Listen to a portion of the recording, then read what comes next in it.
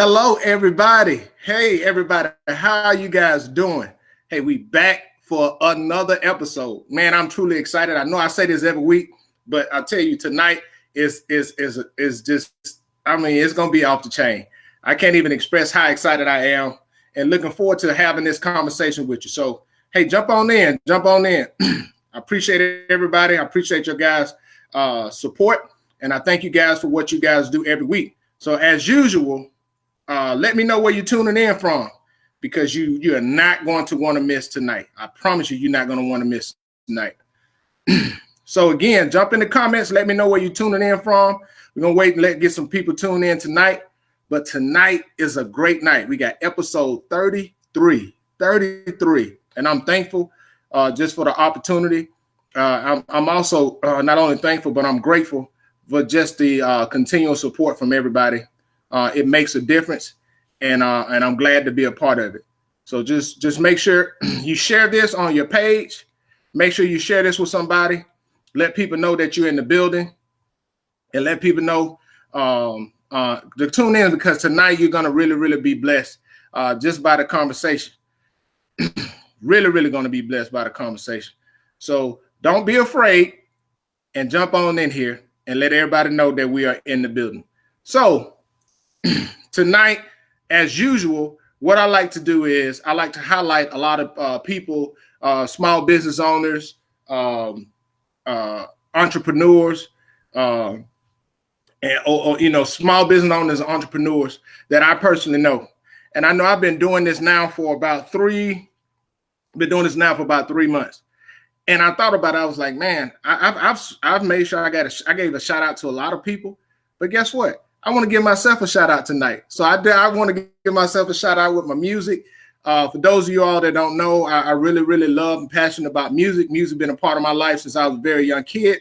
And now I do music. So I want to, and I'll be posting it later in the comment section, but I got some music. I did some Army theme music. I got six songs, Army theme songs that cover a variety of topics like resiliency, suicide awareness, safety, sexual assault, and resiliency. I said resiliency. So I got all different types, and I got a YouTube page called Army Motivational Music. You can go check that out. Feel free to share that, listen to it, whatever. And I also got my own personal music that I have. It's on all digital platforms. Apple Music, all of that. So go check me out. Proverbs. Now I put it in one of them. Proverbs I Surrender. That's a single that I have coming out on my latest album.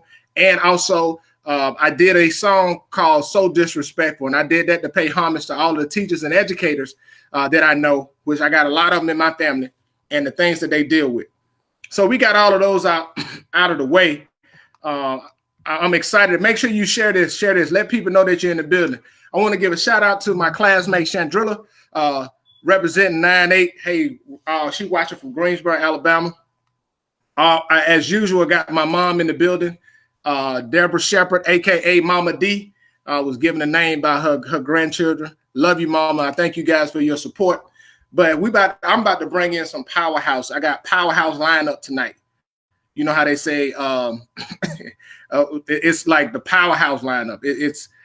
I don't think that I could have a better collection of professionals that I personally know and personally have worked with and interacted with. All three of these individuals are people that I personally have a lot of respect for. And not only that, though, I personally watched and learned from. So I'm proud to have them on, and I'm about to bring them on. So without further ado, we're going to bring in our guests. So we're going to have them come in.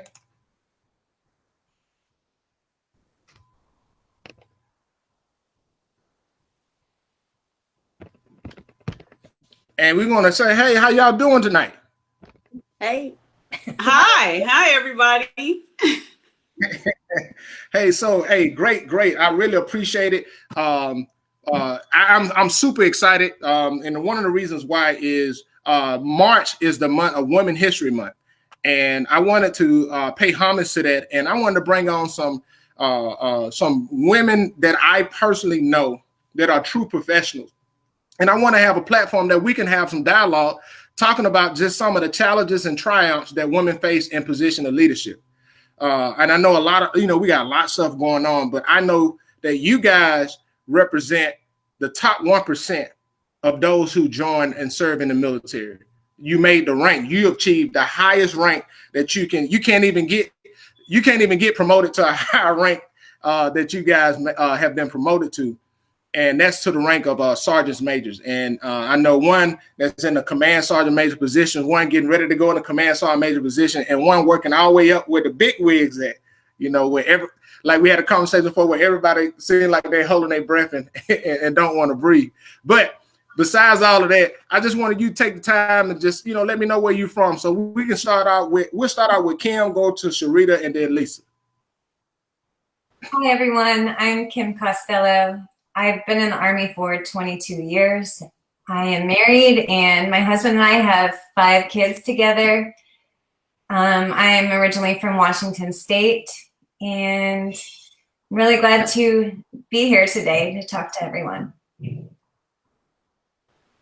Nikki, my bad. So hi, Nikki. everybody. Nikki Onua.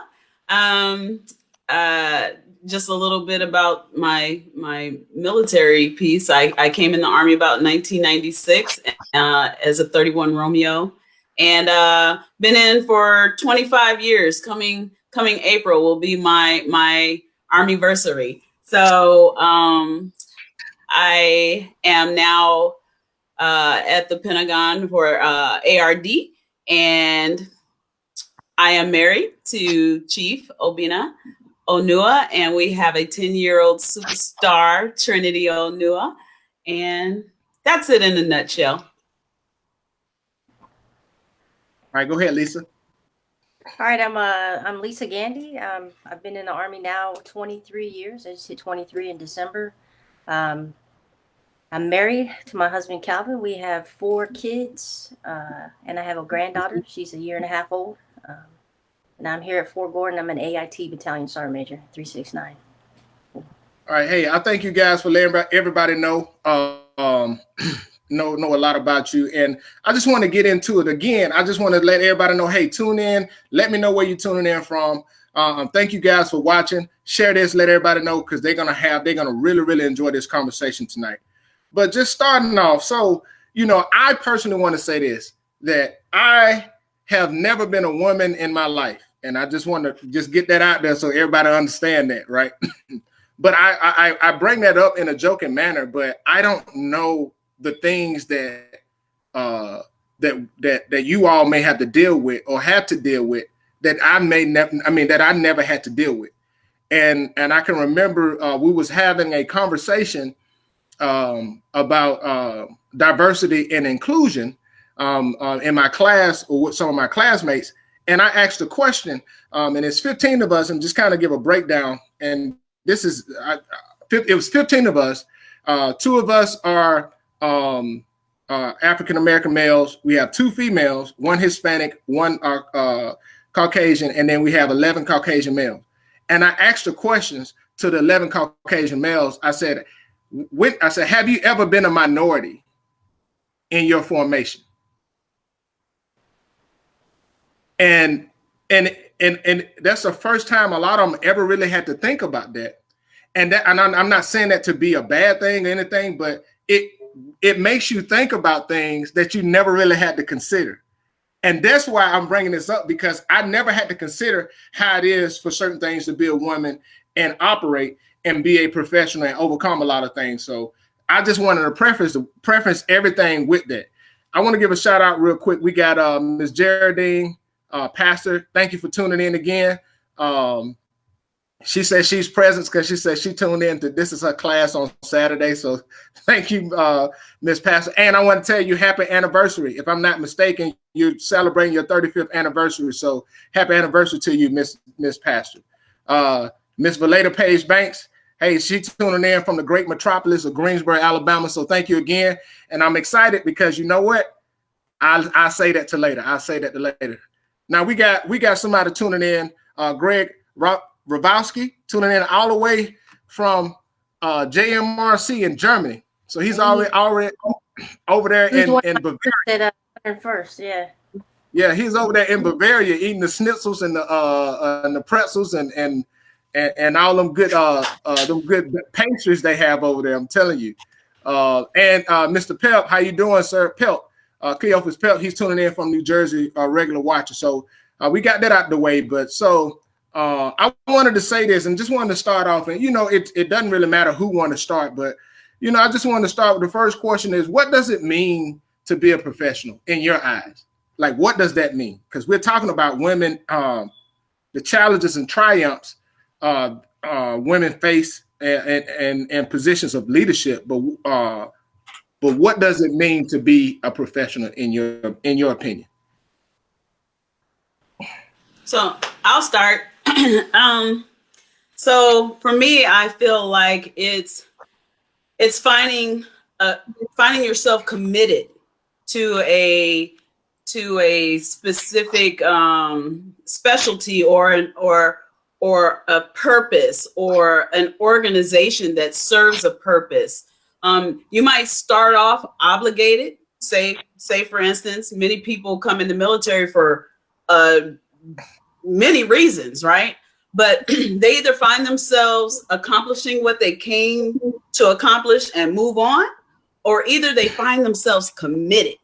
And then they find themselves finding their purpose within that organization and then developing the skills and the qualifications and looking for those experiences or subjected to those experiences that develop them to be a steward of the development of that profession. So they find themselves committed. So I feel like being a professional is being committed to the purpose of your specialty. Yeah, so okay. I agree, definitely. This is one of the things I always ask the new soldiers coming in, one of the first when I do my in-process and brief with them. So I always ask them, you have friends at home, especially the ones coming straight out of high school, who are working just like you, right? They come out of high school, but they're working like a job in their hometown, say like a fast food restaurant. And I ask them, what's the difference between them? They have a job just like you. It's a job, right? And so I got to try to get them thinking about what the difference is. And the difference is this is a profession. When you wear the uniform, it's a profession. You've chosen a career. So you've taken the first step in moving toward a career. And it's all about that commitment to those of us that wear the uniform, to the institution of the Army. So I talk a lot about their commitment to when they sign that contract to the institution of the Army and what that means to the American people. I would just like to add that to me, being professional is standing up for what you know is right and having moral purpose and being honest and humble enough. Maybe that you don't know everything, especially respect, and then looking at things at every possible angle before handling situations. And then it also allows people in your organization to be comfortable enough to let you know their feelings and let you know that they may have a different approach or a different idea on some aspect. And it's enlightening for everyone. And I really appreciate, you guys tuning in because, I mean, not even just tuning in, but giving your perspective, because what I hear is profession aligns with, it may start off as a commitment or obligation, but it transforms into aligning itself with the purpose. Like that purpose of, because, hey, look, I was only going to do 4 years when I joined. I was just doing 4. I wasn't doing no more than 4. I was going to do my 4 years, get some money for college. Hey, then I'm going to roll on. And 21 years later, I like to say I'm still playing soldier, but what I realized is I really became passionate about interacting and having an impact on people. And that's where from me, from a professional standpoint, is not only that, but me taking pride in what I do, me taking pride in putting in the time to be competent in my abilities, but also in the developmental aspect of empowering others to be the best version of themselves. Yes. So like that's for me, like that's what I became passionate about, and really that's one of the main reasons why I chose to stay in, and also by being fueled by having some bad examples and some bad experiences that I didn't want somebody else to experience. So I just kind of took it upon myself to kind of, that's what I say as far as from a leadership perspective and being a professional. So that's what for me, that's what I like. And that's what I look for to being a professional. Yeah. And I know so you made a good point. That's what I was talking about. Either finding those experiences that develop you, or either being subjected to experiences that develop you, whether you chose that experience or not, but they all are part of your learning and your ability to guide others and prevent others from making mistakes by being able to be a teacher. And you become a part of the socialization process, and then that becomes part of your purpose, continuing to develop that organization, the culture, because eventually you have to go, and those that come after you, somebody has to teach them, somebody has to show them the way, somebody has to show them the values, somebody has to show them our processes, our cohesion techniques. Somebody has to show them that. And so you become committed to ensuring that happens. And that's when you become a part of the profession, when you feel the intrinsic desire to make that want to happen. I don't need anybody to tell me I need to take care of my soldier, because I feel it on the inside. So, and this is a great conversation, because now we're talking soldiers and taking care of soldiers and having those experiences that either motivate us or, push us closer towards our purpose. And I say that because some of my most unpleasant experiences have been the most developmental for me. At the time when I went through it, I was like, hey, look, that's been, I'm just being honest and transparent. There's some times where, I want to put my hands on some people, because I'm like, who you think you're talking to and all this and third, get into my feelings. But there's also some other times where I was immature and people was pushing me to be better. And the professional aspect of it allowed me to see the purpose, see the intent behind it, instead of taking it personal. And I think that, and I think right now, I think a lot of people are quick to take things personal because they're focusing on, they're fighting against seeing the big picture. And I know you said something earlier, but what do you all have to say about those experiences? Because that's going to segue into what I want to talk next. But those experiences, those uncomfortable experiences that you may have had that you found out that was very developmental for you. So I think back to one in particular when I was a young, I think I was a specialist at Fort Bragg, North Carolina. The first time I was pregnant with a child in the Army, and I had a platoon sergeant that told me I got pregnant just to get out of going to JRTC, because the platoon was getting ready to go, even though I had just got back from JRTC probably about 6 or 7 months beforehand. So that experience in itself made me think of how you interact with young soldiers who don't, because at the time I probably had about 1.5 years in the Army. I didn't know much. I'm still trying to figure things out, see if I just wanted to do the 4 years or what was my plan. And his interaction with me could have pushed me in a whole different career path. But I also had a very good NCO that pulled me aside and kind of redirected and corrected that. So I had two examples of leadership that I was able to learn from in that one experience, and him telling me that, and kind of his perspective on women in the military and what he thought of, but then having another NCO be able to pull me aside and say, hey, look, that's his perspective, and we know that's not the case. And really, are you gonna have a kid and raise him for 18 years to get out of 4 weeks of JRTC? We all know that's not reality, right? So but I had two drastically different experiences. I learned from both, and I learned how to interact with my soldiers from the NCO that came in and kind of behind and helped clean that up. And then I learned, what not to do from that young Sergeant First Class platoon sergeant that I had. And unfortunately, I think there's a lot of young female soldiers who go through experiences like that. And it's kind of how you handle that situation personally is also dependent on the people around you who were able to kind of scoop you up and redirect you in a positive manner. So I really appreciate that, because that leads me, help me segue into, some other things. And I think maybe Nikki and Kim can share this, but, what are some of the challenges you face and overcome working in a diverse and male dominated organization? Because and I know this because, Lisa just said it, and I'm giving some background. I've been in the military 21 years. I've had the privilege of working alongside females my entire career. So my perspective is one that is, I have always worked with females, where that is not entirely the case, especially in the military. And those perspectives. So it was a culture shock for me. I went to an all-male basic training at Fort Benning. Then I came to advanced individual training at Fort Gordon. And I can remember the drill sergeants used to, a lot of us was like, yeah, y'all going to Fort Gordon. Fort Gordon gonna be just like college.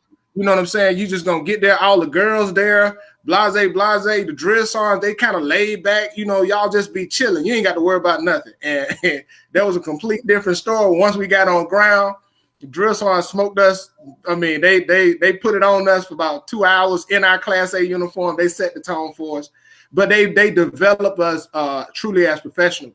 And I have so much respect for Drill Sergeant Davis, First Sergeant retired Brian Davis, who was my drill sergeant at the time, and Charlie 447. I have so much respect for him. He was the one that I asked to give him my first salute when I commissioned. So that's the impact that he had on my life. But I said all that because my perspective is one that is not without working with females. But I know a lot of them that's different. And Lisa has said one of her experience, but what is it like working in a diverse but male-dominated organization? What are some of the challenges that you guys had navigating in that type of environment?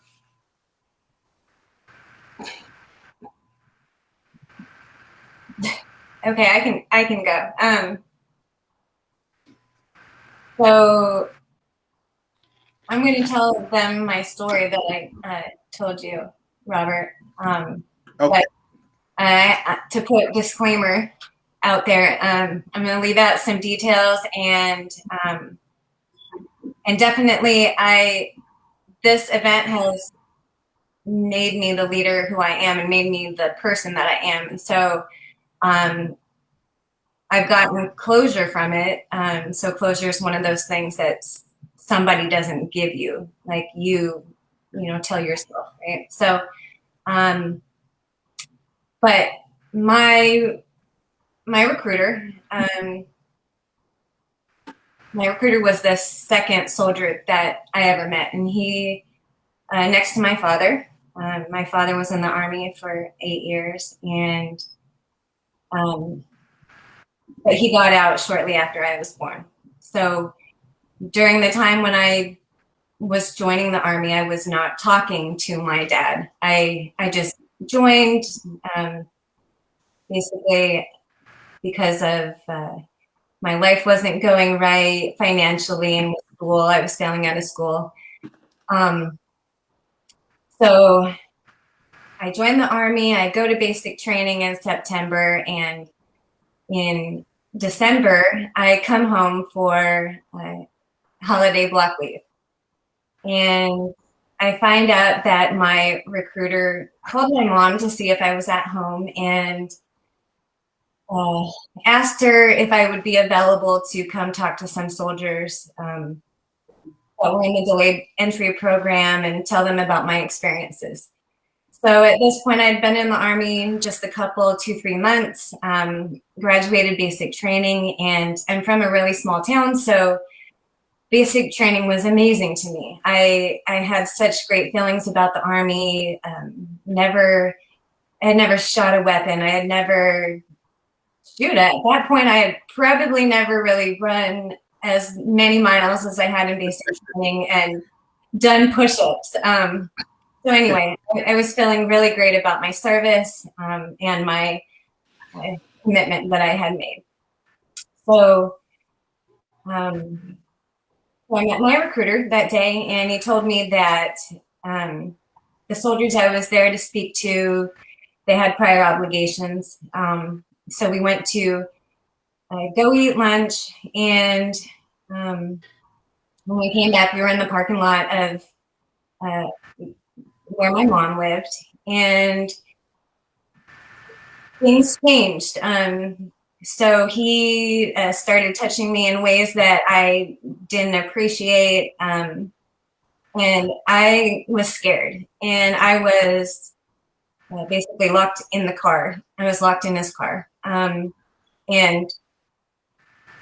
at that point, he was shocked as well. So he put the car in reverse and then put the car driving forward. When he started driving away, I was able to get the car unlocked, and I jumped out of the moving car. So it was not but a day and a half later that I was on my way back to Fort Gordon to continue on with AIT. And I immediately told my drill sergeant what happened, and he genuinely cared. But disclaimer is that the services that we have now and the programs that we have in place were not the same in 1998.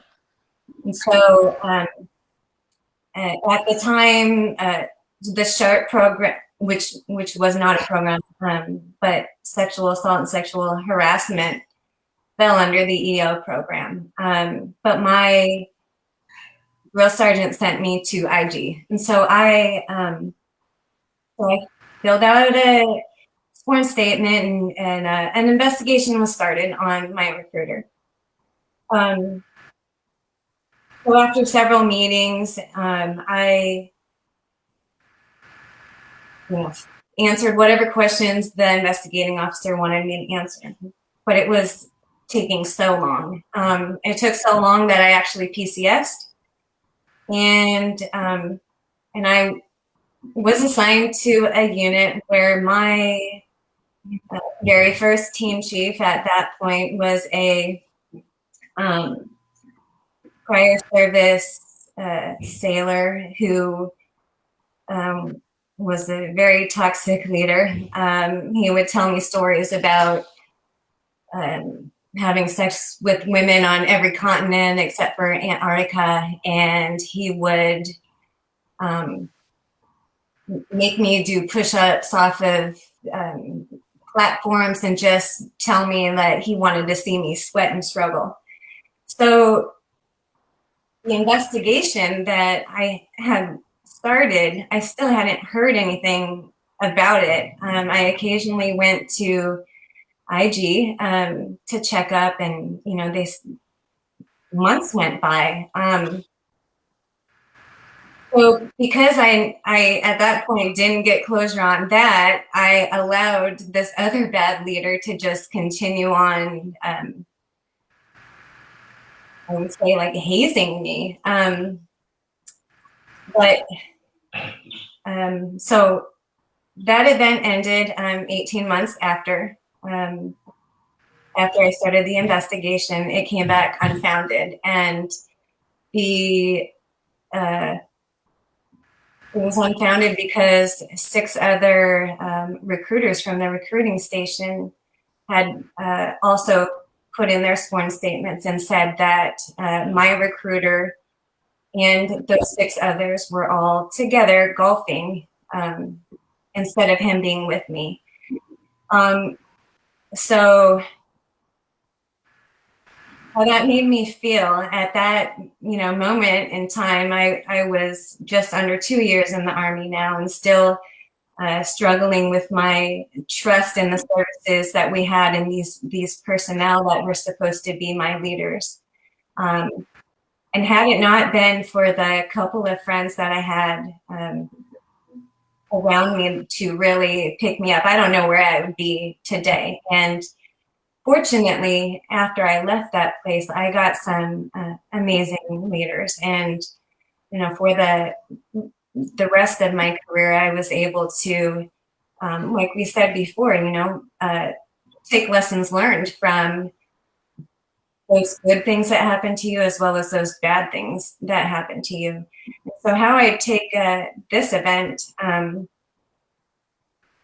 I have written papers on it. I have, again, gotten closure, and then also too, just like that deep foundation of trust, you have to have that within the people that you work with. And so I would never allow anybody to go through those type of things that I went through as a soldier. I would never sit by and watch that happen to anyone. So I would just like to say this, Kim. First of all, I thank you for your strength and your courage for sharing and your transparency with sharing that. One thing I do want to bring up is, a lot of people, when we start talking about things, 1998, that wasn't a long time ago. And, and I do want to say the Army has done, the systems that the Army has in place now to provide services to help soldiers that's maybe going through similar situation that you went through have grown. And I know Nikki can kind of talk about that. But what I do want to say is, this is why we need to take things serious and believe people when you start dealing with these type of things. And I'm speaking to the man in the room. I'm speaking to the man as a male. The best thing we can do is be an advocate, believe, support, and be and take it as serious as if I have two daughters. My daughter was born in 1998. So in my daughter's lifetime, do I want my daughter to deal with something like that? No, I don't. So guess what? What I can do is I can be an advocate. And that's why I call people to do that. But I also understand too that the Army as an institution has learned, but there's also when you're dealing with large organizations, you're going to have some challenges. But Nikki, if you want to say something about, some things that they have in place now that, something like that happened back then, that it just, when she said going to IG, for those that don't know, IG is Inspector General. That is where, they do internal investigations on wrongdoings, but the Army has a lot of resources and a lot of time and energy into solving problems, so people don't have to go through what Kim went through. Do you have anything to add, Nikki? Well, first of all, Kimmy, my sister, I definitely thank you for having the courage to share that, because so many feel like they're alone, like their experience is isolated, and sometimes it is often a comfort to know that it's okay to reach out and to share, to ask for help, and to show the change or the improvement that the Army has made. We now have the most, I would say, not complex, or most sophisticated system of survivor care, all the way down to the battalion level. Victim advocates, SARCs at brigade level and above. We have our SHARP division leader. Her name is Jill Londigan, and our SHARP Sergeant Major, who is Sergeant Major Lisa Clark, they are leading from internal policy and program redesign before any recent issues had ever even become apparent. They were already working to ensure that the program was evolving to be relevant and timely based off of the needs of the Army now and the soldiers now. So here is an example. As a response to women integrated into branches across the service. That required change in the SHARP program. That required us to energize or to I would say ensure that we had the services integrated across all of those branches to ensure that the services were there. But I want to make sure that everybody understands it's not just women that go through this, but we have been silent so long with our experiences because before the SHARP program, people didn't listen. So I came in also in 1996, and I had my experiences, right? But the thing is, I had my experiences before the Army. I told you all I was a foster child. I grew up in the system, and there were accounts that I can't even describe that destroyed my trust in people who I felt were supposed to be caregivers and leaders in my life and helping me develop, right? So those things made me it made it difficult for me to trust people, period. You say you're supposed to be an auntie or an uncle or a juror or a coach. I don't trust you. I don't know you. You got to prove yourself to me. So it made me build a shell. So when I came in the Army, I felt vulnerable all over again to this whole new organization, this whole new culture. These people wanted me to learn all these things. And back then, I'm telling you, it was like new soldiers were kind of like, let me see if I can talk to this person. Let me see if I can get this person alone. It was that kind of a culture, right? Those experiences made me build a shell, and it made me mean. It made me that angry woman syndrome that everybody talks about. It made me check people from the jump. What do you want? Why do you want to know my name? My name is private, blah, blah, blah. That's all you need to know. It made me like that because I was protecting myself. So I would say by the time I got to junior leadership positions, and I began to integrate into organizations where there were more male presence. I probably was the one that they didn't want to deal with because I was evil. And it was a way to protect myself because of the experiences that I had as a private coming in. And so then by the time I became a middle level leader and I was integrated into an infantry organization, I was completely shocked because it was the best experience of my military career. I was a part of 3 IBCT, 3rd IBCT, and 227 Infantry Wolfhounds. I deployed with them to Iraq, and I returned back with that organization, and I was my first official first sergeant position in the 227 Infantry Wolfhounds. Yes. Were you in Kirkuk? Were you in Kirkuk? I went to Bernstein. I moved around a little bit until I was far down Kirkuk and Tikrit. So I started at Warrior, and then I went to 5 Bernstein. We was there at the same time. I was there deployed on the mid team. When you said 227 Wolfhounds, I went there. And we went to that's a whole nother story. Keep talking. I just went down memory lane on that one. But I gotta just say that when I stepped foot in that organization and I knew that was a male dominant organization, I expected them to just act raunchy. I expected the worst, but it was not that. And you know why? It was the leadership that was present. Male leadership now.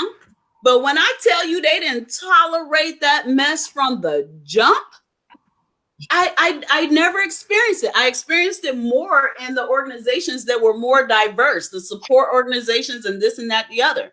But in a unit that had not experienced the female presence in their organization on a regular basis, I did not experience that. First of all, it might have been because of my initial impression, right? Like, let me move on the other side of the street because that lady is crazy, right? But I will also say that when his name was Command Sergeant Major Manis, when I tell you that man welcomed me with open arms, and he did not play when it came to women integration into that organization.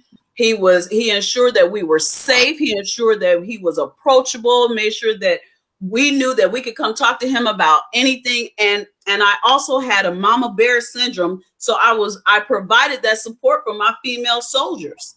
So we didn't experience that in that organization. And I was shocked. But you know what?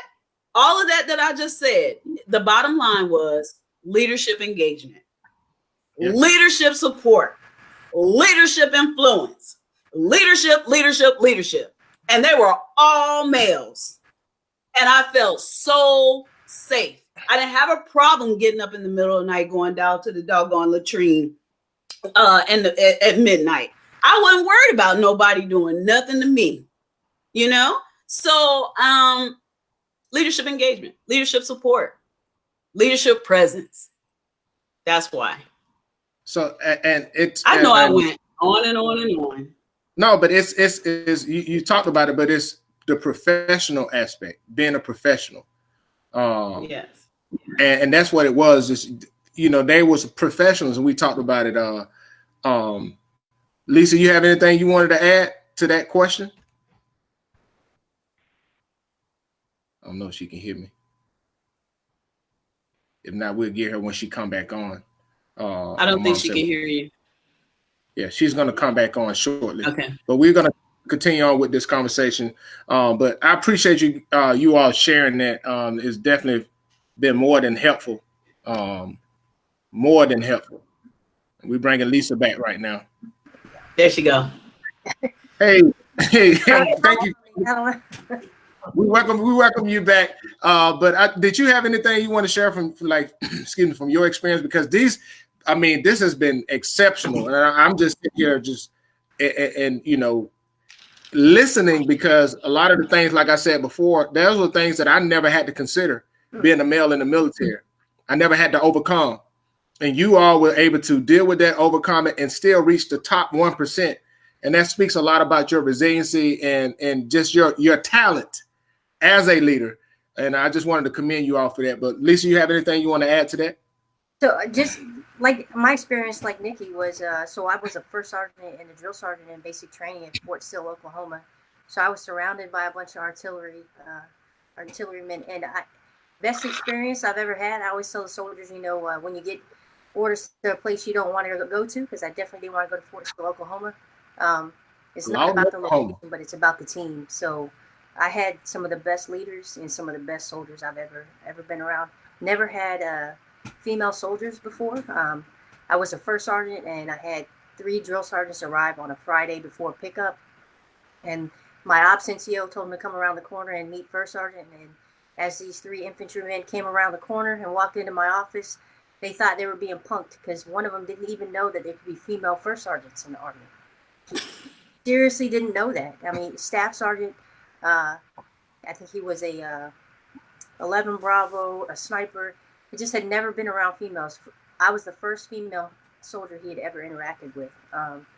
But he came, you know, really became a tight member of the team. And I can tell you from all of the combat MOSs I've experienced and been around, never had any issues with them from my experience. But one leadership. Of the things, yeah, exactly. Leadership and trust. It's about trust. Yes. One of the things, though, I think we don't often talk about is the pressure that we put on ourselves as females to perform in front of our male counterparts. And that's really, and it's not even sometimes a pressure that our peers or our male leaders put on us, but it's more of a pressure that we put on ourselves because that perception. And it's you're carrying the weight of everyone else. It's the feeling of like, if I mess this up, I'm messing it up for everyone else behind me. So having to overcome that as a leader too, knowing that as a young leader, you're going to make mistakes, and you have to learn and grow from them, just like your male counterpart leaders. But not to beat yourself up and not to wear the weight of the world on your shoulders is one of the things I had to learn. So, Lisa, I want to hit on that. You said that, and I want to put this into a category. So, the pressure of being a minority, to feeling like you have to prove yourself to be equal. Yeah. Because the elephant in the room is all things, even though they may say it's equal, all things aren't equal. Right. In the eyes of a lot of people, because you have to overcome the stereotypes, you have to overcome the assumptions, you have to overcome the ignorance. Because just because I may not have known, one of the things I did as a company commander for all my in processing, I asked every soldier where they're from, and I always engaged them. And I used to ask soldiers from down south. So I'm from Alabama, and if you're from down south, you would think that the demographics in America is equal to down south. You know, like it's a lot of black people down south. Well, if you go to Kansas, Nebraska, North Dakota, the Midwest, is not a lot of black people outside. I mean, it's not. So I asked soldiers who from like Minnesota, was like, hey, how many minorities you had at your school? It was like, yeah, I graduated. We graduated 1,500 people, but it was only like 3 black people at my school. And I asked them that because they never had to interact with. Their assumptions is based on what they see on TV, a lot of things that influence their assumption because they've never been exposed. And when you are part of that, you feel like you have to come in and prove yourself. And a lot of times you hit on that, you can kind of wear yourself out trying to do that. But that still speak a lot about you all, because you all keep it. Like, and I'm saying that a lot of people don't know, like the average rank that I think enlisted personnel retire in the military is a sergeant first class. That's an E7. All of you all have reached the highest level as far as enlisted rank. You guys have had to prove yourself. And I go ahead, Sergeant Major. I mean, Nikki. So Lisa hit a point that like really took me back to a moment that actually I would say energizes a lot of my effort in regards to how I advise my director for Army Resilience Director. When I deployed with 3rd IBCT, and I had to temporarily take the first sergeant position for the infantry unit there, for the BSTB for 90 days, right? And because of my performance, I was offered the opportunity to take my first sergeant position in 227 infantry, right? And I was there for approximately 30 days before I found out my husband and I were going to be expecting Trinity. 30 days into the position of an infantry first. And I was like, Lord, oh my God, what am I going to do? I already got to show these people that I can hang with them, that I can do this, that I can handle being in an infantry unit with all these men. I can keep up physically. I can keep up with the mission. I can do this. And Lord, now I'm pregnant. What are they going to say? I'm going to ruin it for all the women in the Army. So I feel like I did more than I should have as an expecting mother for my pride and for the sake of all the other women, are proving the point that we can do this, right? So I did CrossFit PT. I ran all of the battalion and brigade runs. I even went to the firing range at 6 months pregnant, right? I did all of that because I was scared of falling into the stigma of women can't do this. And when I look back I feel that I was falling into that negative aura that women cannot. Women should not be in the military. They should not be able to enjoy motherhood, being a wife, and being a soldier at the same time. But back then I couldn't see it. I see it now, that I should have taken the time to appreciate motherhood and appreciate finding an integration. It's hard to find a balance, but integrating all of that into your being, I should have focused on that, but I was too busy proving a point. I was too busy trying to show them that I could do it. I did it, but at what cost?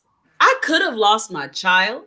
I could have hurt myself, or whatever the case may be, but I was trying to prove a point, right? So Lisa, you just brought back memories of how I felt every day when my belly's sticking out. I was pushing myself to still get after it, and we should not, as women in that particular moment in our life, feel that we got to compete with anybody. We should be able to appreciate motherhood.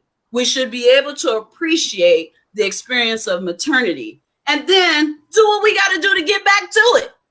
We were meant to be able to do all. God blessed us to be able to do all, but we have to be able to focus on what we're supposed to focus on at the time we're supposed to focus on it, and then get back to it.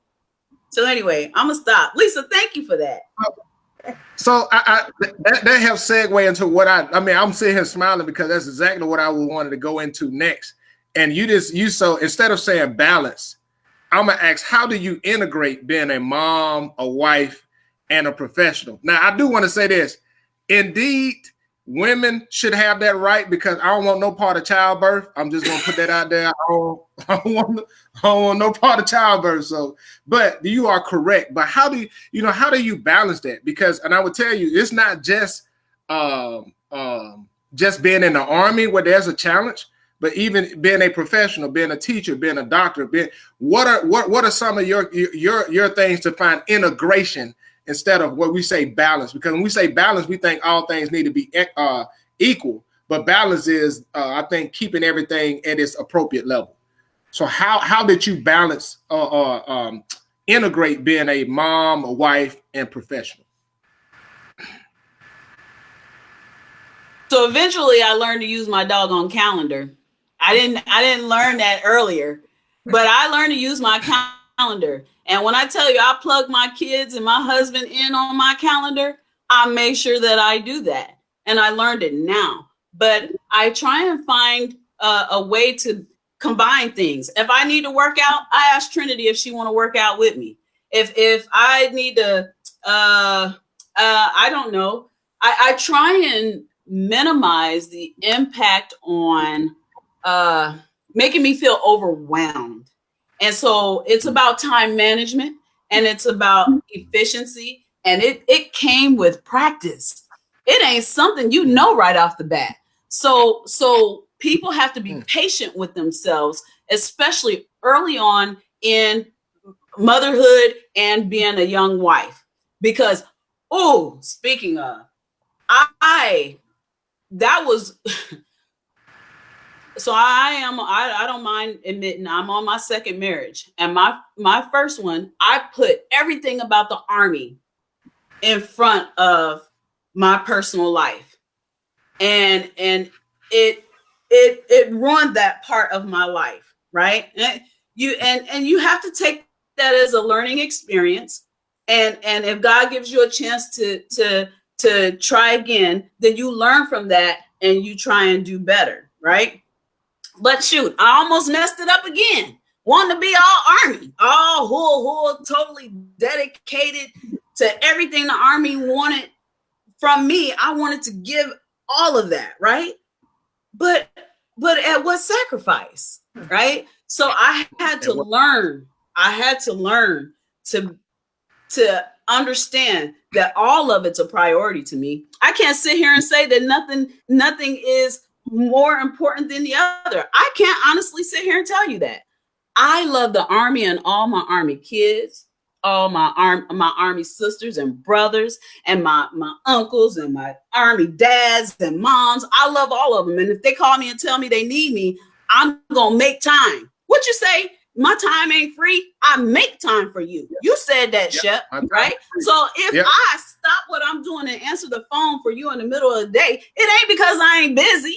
I got a job. It's because I make time. If my daughter just came in here and asked me what she was going to eat. So I had to put it on mute and I had to address my daughter. I integrate. Everybody knows I'm a mother and she's my priority. So if you see me stop and look away from the camera, it's because I'm talking to my baby.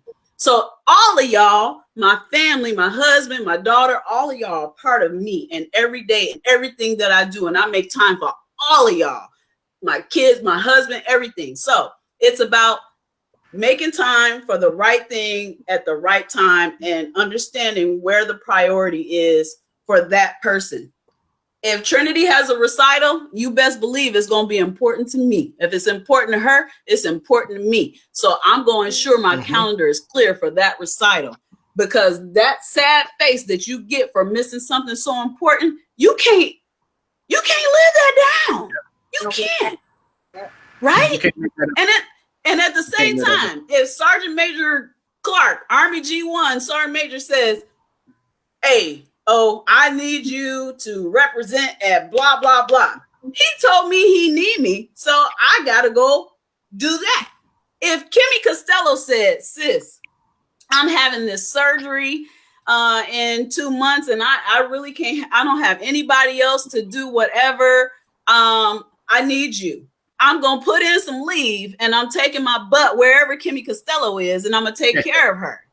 So it's about what you find important and how you manage your time and how you manage those things that are important to you. So Kimmy, like Nika just said, Kimmy, what do you have to add to that? You make time for what's important to you. I as well am an avid fan of a calendar and keeping track of everything. That was something that I didn't used to do, but the last several years, I keep several calendars. Just make sure that they're all updated. But as far as balance, I've learned as well in the last about 5 years that how important it is to make time for yourself and to do the things that make you happy, because it's like mental relief. Whether it be, taking a bath, or I do crafts and I do thrifting and stuff like that. But it relaxes me. It makes me a better soldier and a better mom, I would say. What about Lisa? What are some things, and I want to ask, because I know we kind of share some things, but you please add your point, but I do want to add this other question. What are some things you would tell yourself, your younger self, when you was in that struggle, in that grind? What are some things you would tell your younger self about that word integrating all of those things, being a mom, being a wife, being a soldier, being a professional? What some advice would you give your younger self about it? Because I know this something, and I'm being honest, and I'm glad we're talking about it, because this is something that is a lot of people struggle with. Oh yeah, they struggle with it, and they feel like, well, I'm the only one, so I feel bad because I don't know how to balance. I should be able, because I know this is what my obligation for here, but I want to do this because I'm. So what would you advise yourself? What advice would you give your younger self with dealing with this? Yeah, so my experience is a little bit different because I joined the Army. I went to college for 3 years and I was a single parent when I joined. So my oldest daughter, who's 25 now, was with my parents when I joined. And then a little bit later on, 2 years into the Army, I married my husband. So we've been married for, this year it'll be 23 years, 22 years. I guess we got married. So, but the advice I would give myself is throw out everybody else's ideas of perfect, because it's perfect is not it's not this like dream that everybody has, right? It's about communicating with your spouse. And luckily for me, my husband was in the Army as well, so he understands like what a drill sergeant was when I was a drill sergeant. When I worked at the White House, he understood what that required. He understands what a sergeant major does. So it's a little easier for me because he has the experience and he understands at each step that I've come what kind of hours were required. But earlier on, I think the advice, the piece that you were talking about, the advice I would give myself is don't try to do it all on your own. It's that thing that I think all of us as women, you want to be the perfect mom, the perfect soldier, and the perfect wife. And you can't be all three at every moment of every day because it's just too much, right? And if you try to do it all, like my husband and I were both stationed at Fort Bragg. We're both young, I think both specialists at the time. We had 2 young kids. I would go to work at 5:30 in the morning, same time as him. We dropped the kids off at daycare, and he would come home either right before or right after me. We'd get home by 1800 at night. But then I would try to let him go be the husband and the father and the dad, while I tried to do everything by myself, cooking the dinner, getting everything ready for the kids the next day, because I thought that was what my role as a mom and a wife was supposed to be. But you can't be like that in the Army. It's a teamwork thing. So that teamwork is what makes it successful. That communication on letting each other know when, hey, I can't do this. I need you to step up. If I knew that earlier on, probably, my first few years in the Army, I wouldn't have struggled. We wouldn't have struggled. I mean, we've made it 22 years, so it's achievable. But it definitely we went through some rough years just because I was chasing perfect all the time. So my mom said this. I gotta say one thing. Go ahead. I got a caveat on what you just said. Lisa keep doing this to me. So I gotta give a shout out to my husband now. He is his CW3 Obina Onua, right? He just had surgery this week, and he's been down. So I've been having to do pretty much everything, right? You never realize how much your partner does until they can't do what they was doing. Right. Oh my gosh. Absolutely. We got to the point where we didn't have to say what I needed your help with. It was kind of like knowing each other's energy. It was like he could tell I need to go do a 10-mile run. So he'll say, okay, I'm going to cook dinner. Or I'll take Trinity to her 2.5-hour dance class, and I come back, the house smelling good. I'm like, dang. And I'm like, yes. And now I can go get on the bike and ride my little hour, get my cardio in, because he done already took care of that one thing. And I got more time for Trinity duties later, right?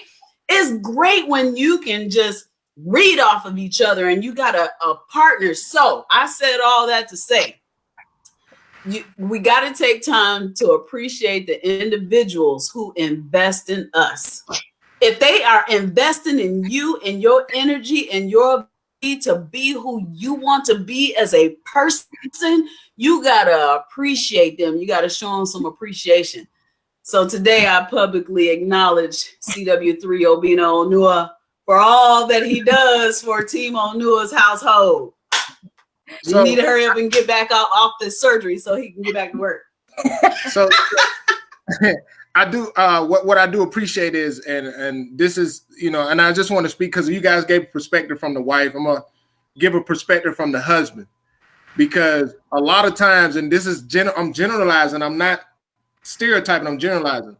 Women tend to be very detail oriented and very, very motivated based off how they feel. Like you feel like you got to do this, you feel like you got to do that. You feel, as husbands, we try to protect you from yourself.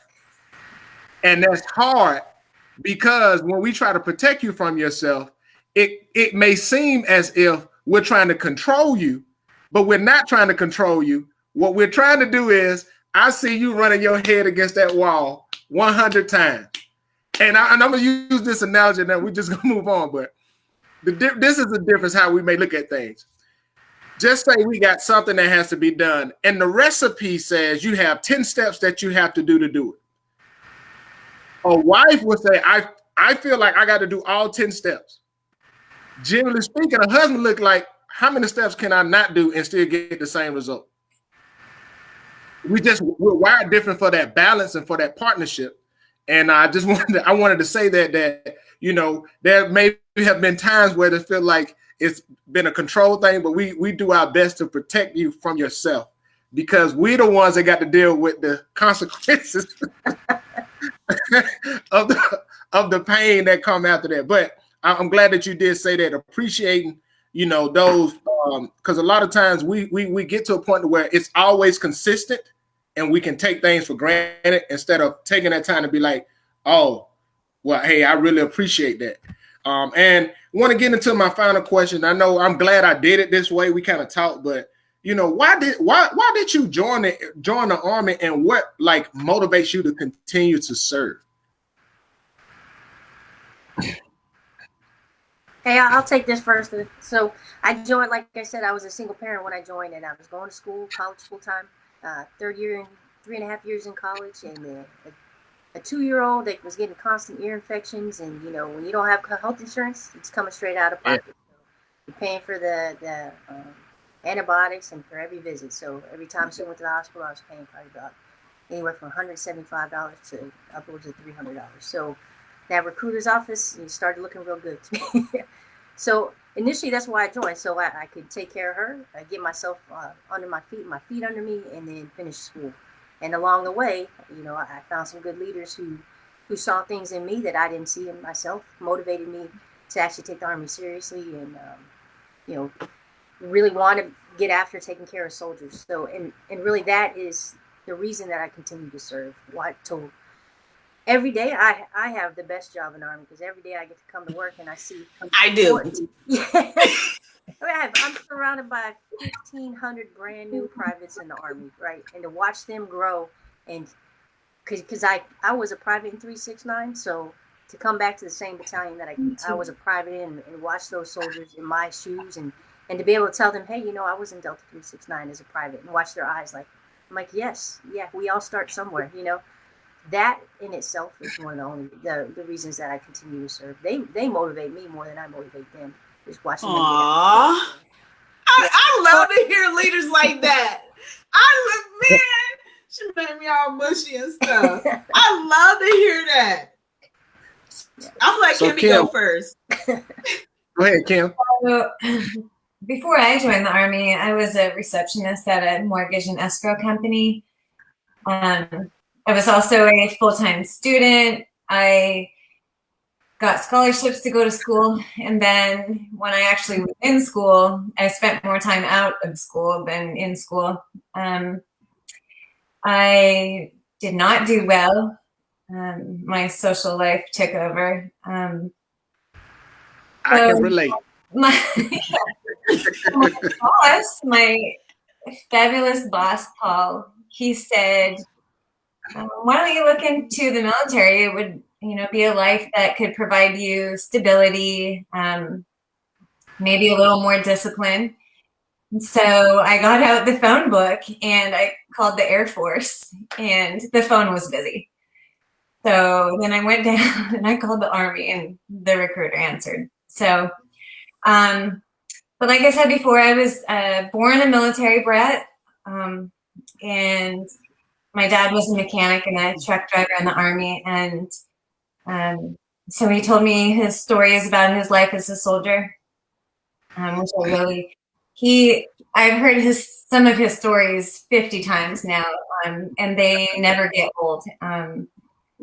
So I would say that's part of the reason why I stay, just a small part. But why I'm here now is because I love the people that I've met along the way. And I have way more great experiences and things that I can talk about and that have made me grow as a human, and hopefully be a good example for my children. Amazing benefits. I'm where I want to be. Go ahead, Kim. education wise Yes. for this moment. But I hope to pursue other things later on down the line. But it makes me happy. So, in short, I'm going to just shorten it. I was lost before I came in the Army. Started school for nursing. I told you guys I was a foster child, grew up in the system, all that, yeah. And I didn't feel any connection to anything, anybody. I dislike people. I was in a bad way before I came in the Army. And my last foster mother, her name is Marge Knopper. I love this woman. She helped me regain my trust in people and humans, and made me believe in humanity again. And she actually helped me transition from youth to or teenager to young adult. But I found myself in nursing school trying to figure out how I'm paying for all that, whatever. It didn't work. And I just felt blah, and I needed something. And so this recruiter kept coming around to see me when I was a manager at a shoe store. And I was like, I felt like, what's that show with the man who worked at the shoe store and he had the wife, Peggy, and the kids? Y'all know who I'm talking about. Married with Children. He just going to the shoe store every day. And I was like, oh my God, this can't be me, right? So I was like, let me see what this recruiter talking about. So we did what we did. We got in the Army, and I got my first promotion in basic training. I was like, what? All I gotta do is do what these people tell me to do, and do some PT and make myself feel better, and I'm looking good. And I'm like, that's all I got. I gotta make my bed. I gotta clean up. Why these people don't want to do this? I was like, this easy. So then I passed basic training, got the AIT, got another promotion. I was like, man, this all I gotta do. So in the beginning, it was extrinsic rewards that was keeping me going, right? And I was like, man. And then I started going to college, and they was paying for college. I was like, man, I can get myself on my feet. But then I got to the academy, and I was a SGL. Then I started really loving coaching, mentoring, motivating, and pushing people to be better. Like, this is easy. Stop making this hard. Just do this, and you'll be successful. And I start seeing people responding to my energy. And I was like, okay, this is good. Then I went to go become a drill sergeant. That's what got me. When I got to change the perspective of those soldiers transitioning from a civilian to a military member, and using my experience to help motivate them and see them change and make the connection and commit to the Army and our way of life and become a soldier before they even hit their first unit, man, the Army had me then. And I was done, and I'm happy. I'm happy every day I wake up being in the Army, and I get scared to know that I only got 5 years left, because I am scared that I won't find anything to make me feel as good as the Army does. So, and you know, I'm glad that you all shared that, because there's some very similarities. Kim, you know, my mom made the comment, sounds familiar, because you know, I graduated high school and I was enrolled in college for 2 years. And I'm not ashamed to say it. I like to say it because I'm going to go ahead on and put it out there so everybody know. My GPA when I was at Alabama A&M University for 3 semesters, my GPA was a 0.539. Not a 1.0. Not a 2.0, it was a 0.539. I just never went to class. I was preoccupied with extracurricular activities. And I put that what was you doing? I was ashamed of that. Hey, listen, I can remember one time we was on the yard and a girl asked me, she was like, hey, when you coming back to class? I felt so ashamed. I was just like, you know what? But it wasn't that I couldn't do the work. I just wouldn't do it. But I would say this: my army, I mean, not my army, but my college education didn't cost my parents one dime.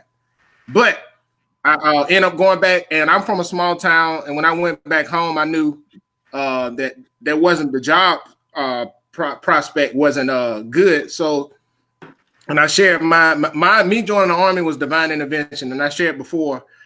But I ended up joining the military, and just like Nikki said, I got promoted at basic training.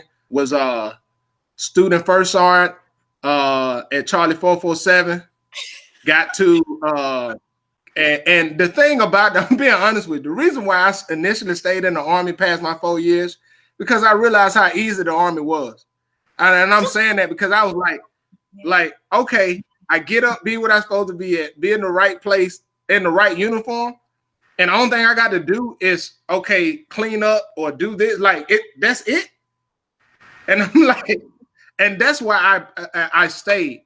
But I found I really, just like I really enjoy impacting other people. And I served as a company commander under Lisa temporarily for about 3 months, a little bit over 3 months. And one of the things, and Bravo, and I'm just very passionate about not only just the young soldiers, but also those junior leaders, because guess what? That we have to build a bench, and I want to make sure that they're prepared to go in and do better than what those that poured out into me. I really appreciate you guys, and I told you it was just going to flow. The conversation going, and I know it's been so helpful to a lot of people, and especially the young women that may be interested in being a professional, interested in joining the military. And my last question I want to ask you guys is, what would you say to that person that may be watching this right now, that young female that may be nervous or maybe feeling like, I'm trying to figure things out for myself? What advice would you give them right now? And that will be kind of, after that, we'll close out. What advice would you give to that person that may be watching the show right now, that young females who like, I'm trying to figure it out, I want to be a professional, but what would you tell them? Okay, I'll go.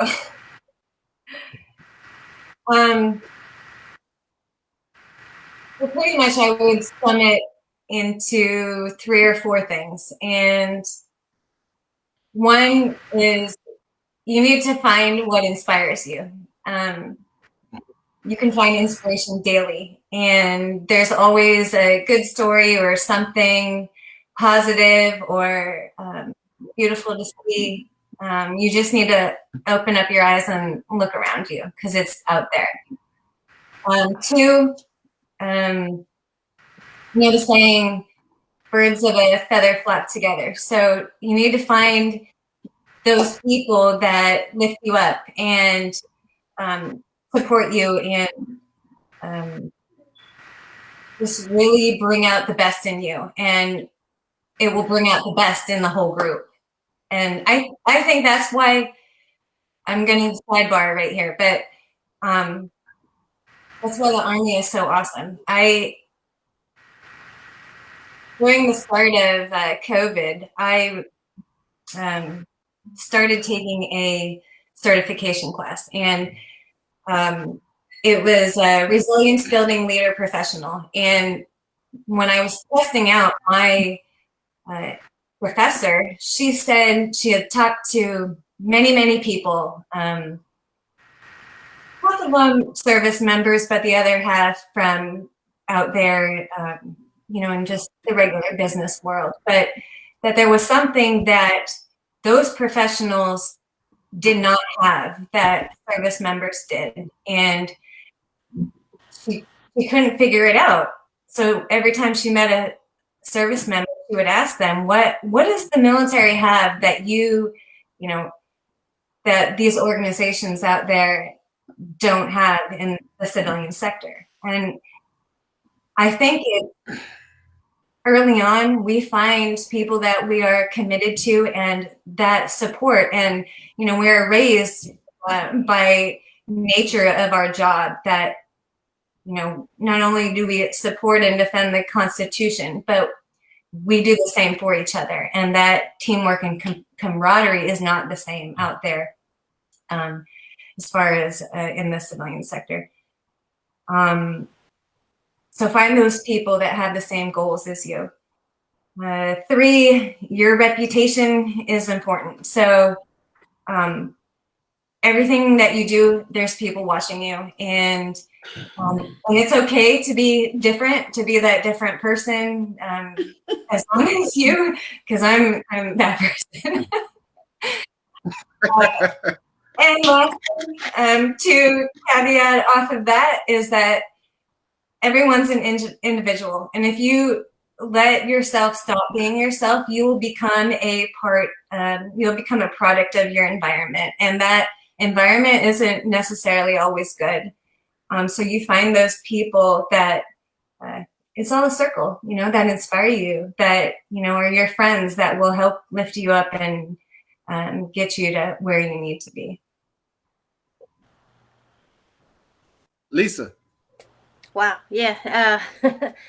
A lot of this. So I have 2 older kids. I have a 25-year-old and a soon to be 21-year-old. So we talk about this all the time. But I always tell my kids, find, like Kim said, find something that you want to do that interests you, inspires you. Don't try to do something because you feel obligated to do it. Don't follow my footsteps because you feel like you have to. And I have it. One of my daughters actually graduated from cosmetology school, 180 degrees from like my interest, right?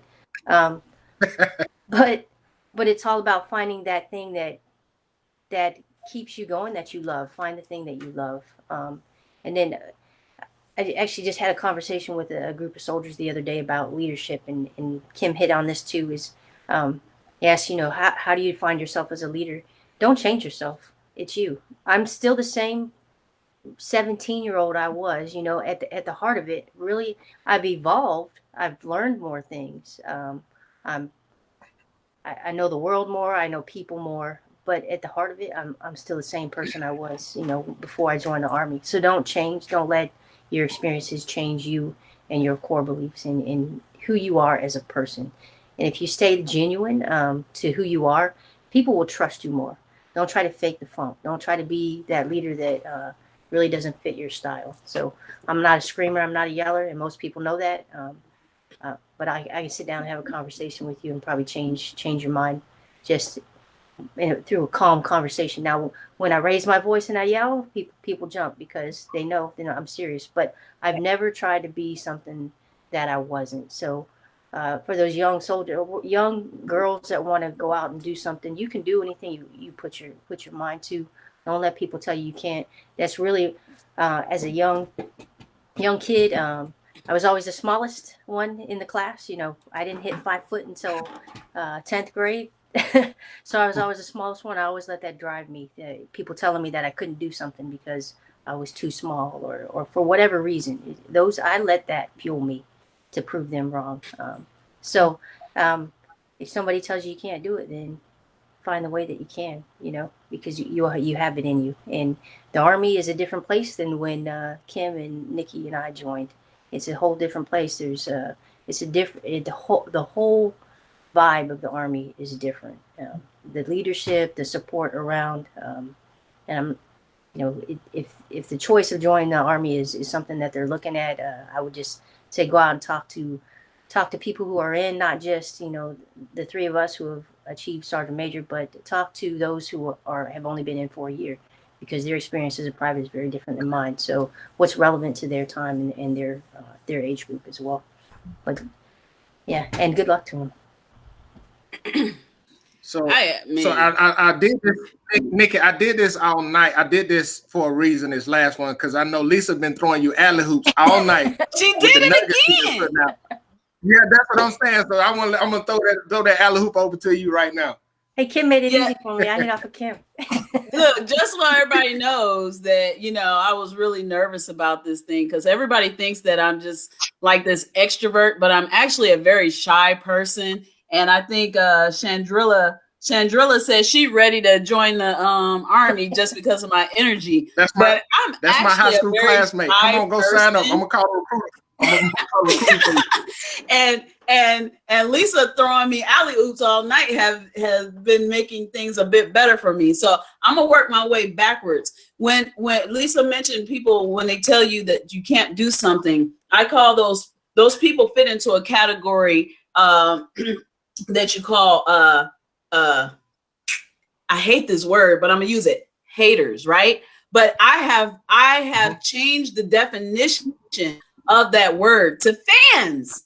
Yay! So the positive side of that is those haters are your fans. So you think about them being in the stadium and watching you do your thing. And so you love them. You don't hate them because they give you the energy to continue to be who you want to be. Okay, so I got to work backwards. So if I was to meet somebody who wanted to join the Army, first, I would say, if you're joining because you're not and you're not sure about it, one, talk to somebody that is recently, like she said, recently joined in the military. But if you decide to go ahead and do that, within that first couple of years, get a feel for it. If it's something that you could really continue to do, if you want to join for, 4 years, is it 2 or 4 years? And at 4 years, you need to be making a decision.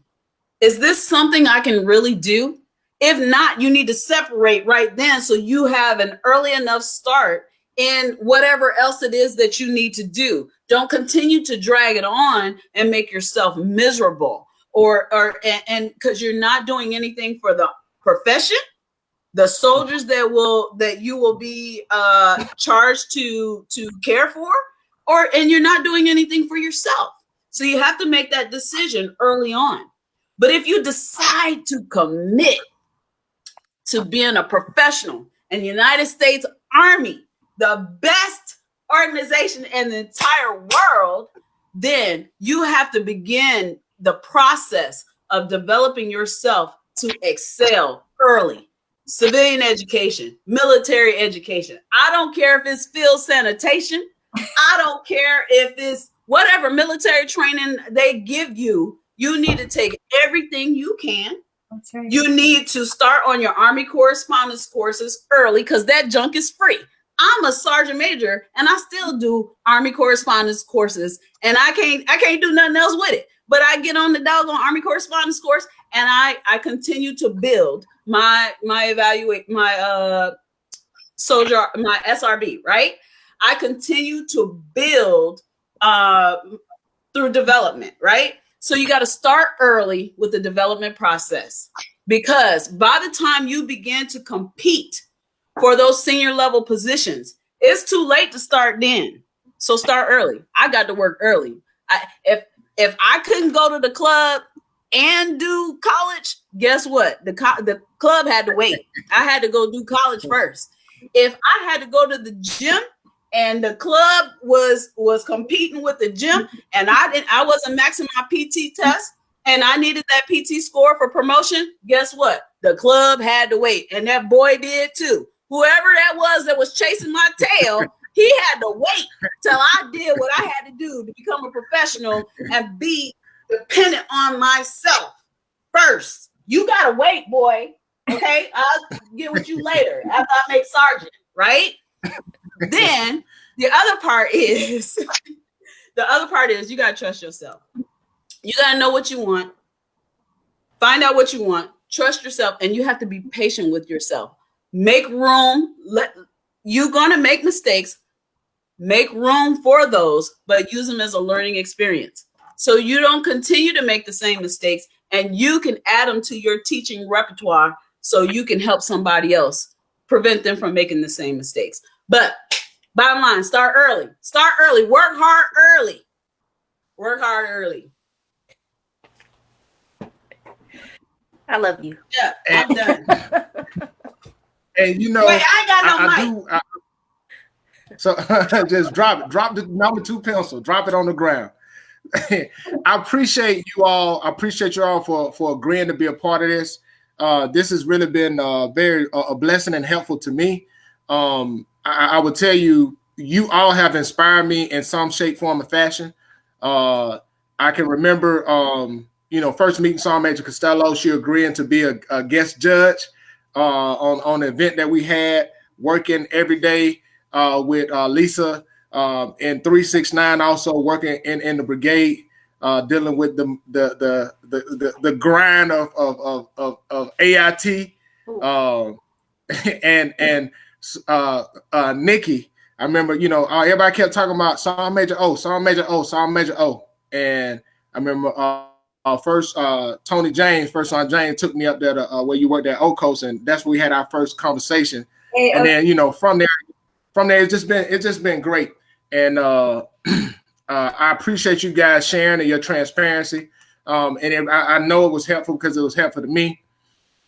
And I really, really enjoyed this conversation tonight. And what I am thankful for is the fact that the Army brought us all together. You see what I'm saying? Like, that's what I love about it. Like, we come, and I'm from Alabama. We got, people from all over, people from diverse backgrounds, and the Army brought us together, and we're able to learn from each other, to inspire each other, and grow from our shared experiences. So that's what I love about the Army. This is not a recruiting video, but that's what I personally love about it. Again, thank everybody for tuning in. I really appreciate you guys tuning in. Next week, I invite you guys back. Next week, we're going to be dealing with the process. The topic going to be dealing with how do you deal with grief, the process of grief. Because I think that, a lot been going on, and I got some guests that will be on and give a very great perspective of how you deal with grief, from losing a child to losing a spouse, and also losing the parent. And I think that is helpful for a lot of us. It's not going to be a down. It's going to be a very great conversation. And then after that, we're gonna that will be the last show for this. I say this will be the first season, but then I'll take a week off and then come back on April the 10th. I got some people lined up to have a very, very interesting conversation that I know talking about masculinity, dealing with masculinity in the perspective in relationships, as far as with the battle of masculinity between a male and female. So I think that I know that's gonna be a good one. Ain't no need to hide, Nick. Ain't no need to hide. But it'll be a good topic to dissect. And it's gonna come from the perspective of a woman, because I got 2 women guests that will be on. So it's not me pushing it. It's just a great conversation. Thank you guys for tuning in, and look forward to you guys next week. You guys have a great day, and I will be adding my my links to some of my music in the comments. So make sure you check that out. You guys have a great and blessed day. Thank you. Thanks.